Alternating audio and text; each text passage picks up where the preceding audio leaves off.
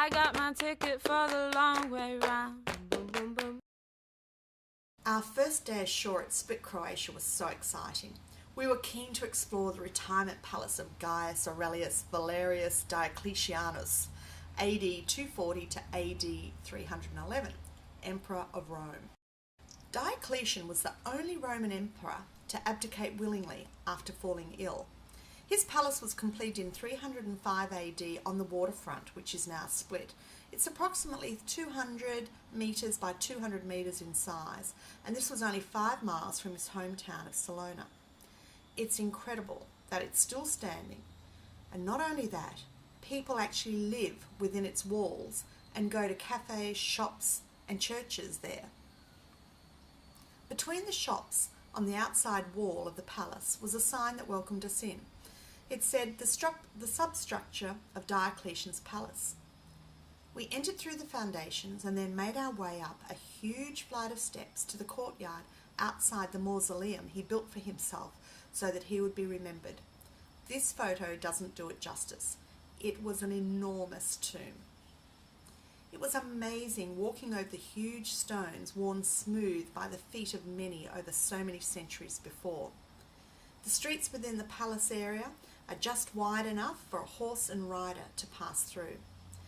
And the usual traffic noises of a modern city cannot be heard anywhere within these walls.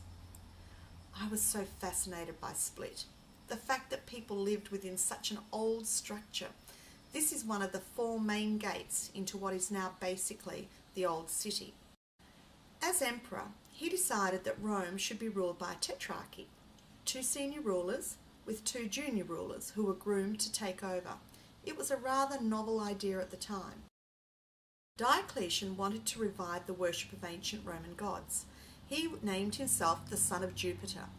His temple of Jupiter still stands within the palace walls.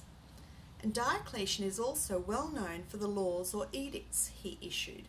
These include the Edict of Maximum Prices in 301 AD, which was an attempt to curb inflation.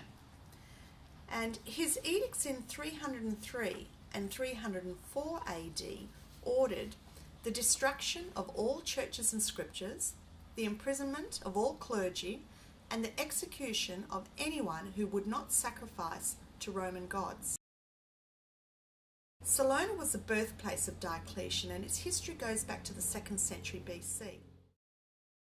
During 304 AD, during Diocletian's last persecution of Christians, he had Domnio, the bishop from his hometown Salona, a priest, and 4 Praetorian guards executed in the local amphitheatre that seated 17,000 spectators.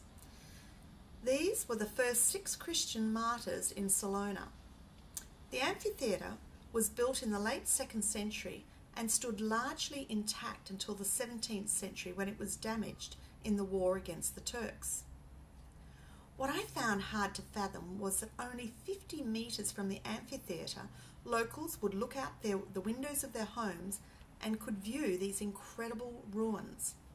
The Edict of Milan on religious intolerance was issued in 313 AD by the next emperor, which may have been one of the earliest such laws issued in the world. It allowed the building of various churches and bishops' palaces in Salona. This section of the ruins of Salona has been rebuilt.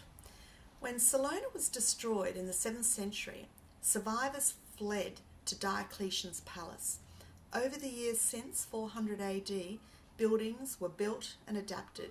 Within the palace walls is a living town, residences, churches, cafes, shops.